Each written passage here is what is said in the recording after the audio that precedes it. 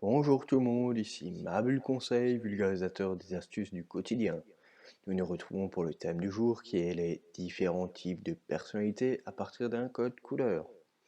Inspiré des travaux de psychologues comme Carl Gustav Jung et William Marston, qui dans les années 30 ont réalisé des théories qui permettent une perception du développement de la personne basée sur deux aptitudes et quatre fonctions. Les deux attitudes sont l'introversion et l'extraversion, et les quatre fonctions sont l'acceptation de l'environnement, la sensation avec certaines personnes qui préfèrent s'occuper des réalités, l'intuition avec certaines personnes qui préfèrent s'occuper des éventualités, et enfin la perception de l'environnement. Donc à ce jour et dans la continuité de leurs travaux, le modèle Success Insights se penche davantage sur le comportement. Ce modèle regroupe et distingue quatre profils symbolisés chacun par une couleur: le rouge, le jaune, le vert et le bleu. Maîtriser et comprendre les personnalités vous améliore le quotidien car cela vous permet d'interagir au mieux avec chacun, comprendre le ressentiment d'autrui et vous adapter aux différentes situations. Aussi utile dans la vie de tous les jours avec vos amis, votre entourage ou autre que dans le monde professionnel, notamment dans le commerce, le management ou encore le recrutement. Nous allons voir ensemble quelles sont les caractéristiques de chaque couleur, comment repérer chaque typologie, comment les traiter et échanger avec eux. Et bien sûr, vous pourrez à la fin de la vidéo réaliser un test très complet vous permettant de voir et comprendre en détail votre propre personnalité.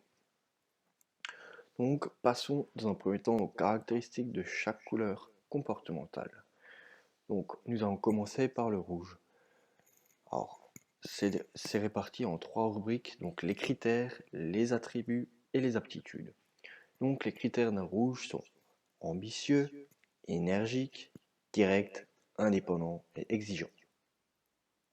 En ce qui concerne ces attributs, donc qui sont l'appartenance particulière de l'être, c'est l'esprit de compétition, volontaire, tourné vers les résultats, dominateur, agressif, direct, autoritaire, curieux, impatient et autonome. Et enfin, ces aptitudes sont le besoin de diriger, rechercher les défis, d'aller droit au but, prendre des risques et veut absolument gagner. Donc voilà ce qu'il en est pour les caractéristiques du rouge. Passons désormais au jaune. Donc les critères sont qu'il est expressif, enthousiaste, amical, démonstratif, communicatif, tonique et créatif. Ses attributs sont qu'il est persuasif, charmeur, optimiste, sociable, ouvert, farceur, émotif, imaginatif, chaleureux, stimulant et habile. Donc voilà ce qu'il en est pour les attributs du jaune, et ses aptitudes sont qu'il est à la recherche de l'estime et de l'appartenance, qu'il aime le jeu et le plaisir, qu'il aime être accompagné, qu'il est tourné vers le contact et l'action, il est relativement peu organisé et s'exprime facilement sur ses émotions, il communique donc beaucoup et sait régler les conflits justement par le biais de cette communication. Passons désormais au vert. Donc quels sont les critères? C'est qu'il est méthodique, calme, encourageant, modeste et fiable. Ce qui fait que ses attributs sont qu'il a le sens de l'écoute, qu'il prend peu de risques, qu'il a un rythme de travail et de décision lent, il est relativement peu démonstratif, il a une grande patience, très logique, compréhensif, loyal, dévoué et c'est quelqu'un de sincère. Ce qui fait que ses aptitudes sont qu'il est sensible aux besoins des autres, il manifeste peu ses difficultés et ses problèmes, il se dévoue entièrement pour un leader, il est à la recherche d'harmonie et aborde les tâches les unes après les autres. Qu'est-ce qu'il en est désormais pour le bleu? Comment le reconnaître? Ses critères sont que c'est quelqu'un qui est dans l'analyse, il est réservé, formel, précis, soigneux et réfléchi. Ses attributs, quant à lui, sont qu'il est méthodique, diplomate, courtois, perfectionniste, consciencieux, patient, prudent, organisé et à la recherche des faits. Ses aptitudes sont donc qu'il possède une approche méthodique pour résoudre des problèmes, qu'il va au fond des choses, qu'il est tourné principalement vers les faits, les preuves et les tâches. Il n'aime pas prendre de risques et il s'inflige des objectifs de qualité qui sont très élevés en collectant les informations. Mais alors comment repérer les typologies de chacune des couleurs? Donc on va désormais s'intéresser à la communication verbale et non verbale, ce qui mérite d'ailleurs d'être un sujet bien plus approfondi, mais dans les grandes lignes, celle-ci représente 7% de la communication est verbale, donc notamment par la signification des mots. 38% de la communication est vocale, donc par l'écoute et l'intonation de la voix. 55% de la communication, quant à elle, est visuelle, avec l'expression du visage et du langage corporel. Donc la communication non verbale, c'est ce qui désigne tout échange n'ayant pas recours à la parole et ne repose pas sur les mots, mais sur les gestes, les attitudes, les expressions faciales ou encore les odeurs, la tenue vestimentaire, la posture, ainsi que d'autres signaux conscients ou inconscients. Alors comment est-ce qu'on fait pour décrypter chaque type de personnalité? Alors la communication qu'a un rouge, qu'en est-il pour la communication verbale? C'est qu'il s'affirme plus qu'il n'écoute, il parle beaucoup, il affirme plus qu'il ne questionne, il parle plus qu'il n'écoute, pardon. Il a une intonation variée, un volume fort et un discours rapide. Ses gestes sont qu'il a une poignée de main très ferme, un regard soutenu et fort, des mouvements rapides, et il montre des signes d'impatience. Donc voilà pour la communication d'un rouge. Alors comment ça se déroule pour un jaune, sa communication verbale? C'est qu'il raconte beaucoup d'histoires, d'anecdotes, il partage des sentiments personnels, il exprime facilement ses opinions, dévie beaucoup la conversation, il a une variation dans le ton de sa voix, il a un volume fort et très théâtral. Or, qu'est-ce qu'il en est pour les gestes? C'est qu'il a des expressions du visage animées, beaucoup de gestes orientés vers le contact et l'action est spontanée. Or, pour le vert, sa communication verbale quant à elle est qu'il écoute plus qu'il ne parle, il garde ses opinions pour lui, communique peu, il a une voix plutôt basse, une intonation plus faible et un discours lent. Sa communication non verbale, c'est qu'il a des mouvements plus lents, des expressions de patience, une poignée de main plus délicate, et c'est quelqu'un qui est vraisemblablement calme. Alors, pour un bleu, c'est qu'il est tourné vers les faits et la tâche, il partage peu ses sentiments, est plus formaliste et conformiste, se concentre dans la discussion, et a un timbre de voix monocorde et un volume plutôt bas et un discours lent.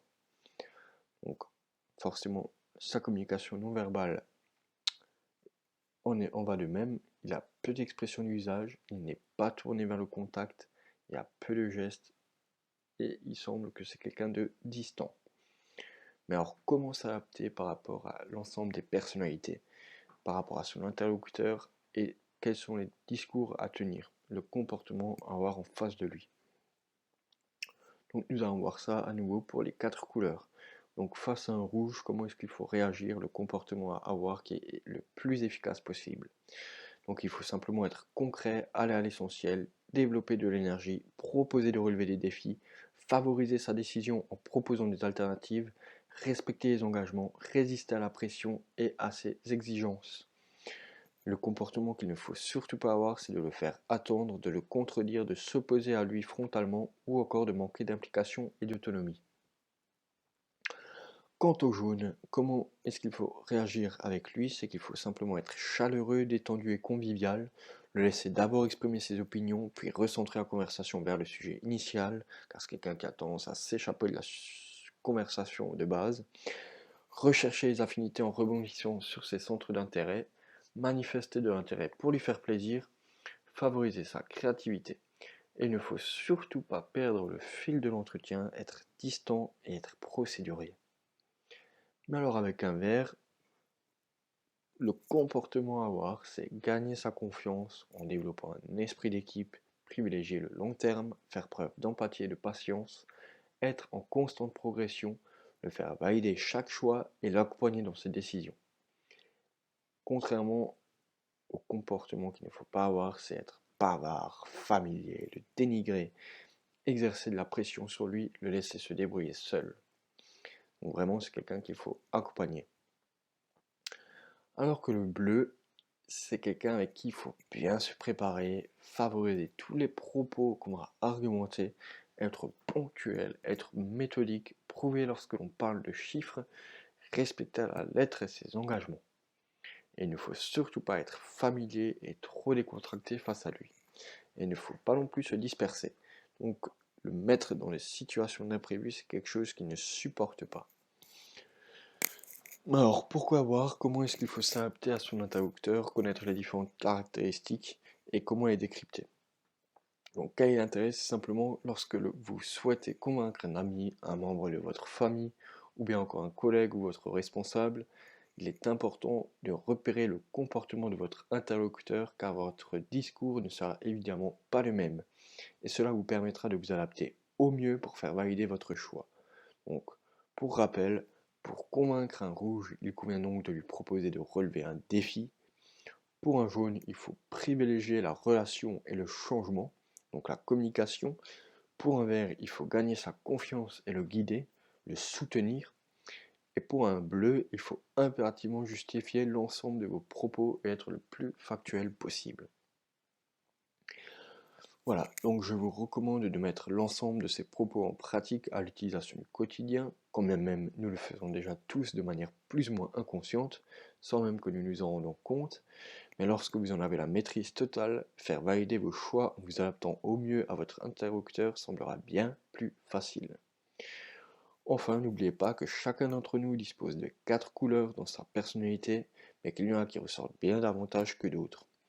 Et alors, il existe un nombre incalculable de tests pour apprendre à vous connaître et vous catégoriser, mais pour ma part, et comme l'indique le site que vous voyez à l'écran, c'est nos lecteurs disent que le test de 16 personalities est si exact qu'il en fait un peu peur. Alors pour l'avoir testé moi-même, et c'est pour ça que je vous le recommande, c'est le test qui me semble le plus complet, et les propos qu'ils tiennent, franchement dit, ils sont très corrects puisque ben, pour l'avoir essayé moi-même et l'avoir fait essayer à mon entourage, je peux vous garantir qu'effectivement, il y a une grande part de vérité qui en ressort et on peut effectivement se faire peur à tel point c'est exact. Donc ça vous permet simplement d'obtenir une description concrète et exacte de qui vous êtes et de la raison pour laquelle vous faites les choses de la face et de la façon dont vous les faites. Donc j'espère que la vidéo vous aura plu, que vous aurez mieux compris les différents types de personnalités qu'il existe. Je vous recommande simplement de les mettre en pratique, de faire les différents tests que j'ai pu vous proposer. Et n'hésitez pas non plus à faire un tour sur la précédente vidéo qui était de comment gagner 1000 € en un an. Donc c'est pareil, on était allé tout droit à l'essentiel et comment est-ce qu'on a pu réaliser un grand nombre d'économies. Je vous remercie et je vous souhaite bon courage pour décrypter les personnalités à qui vous faites face dans votre entourage. Ciao!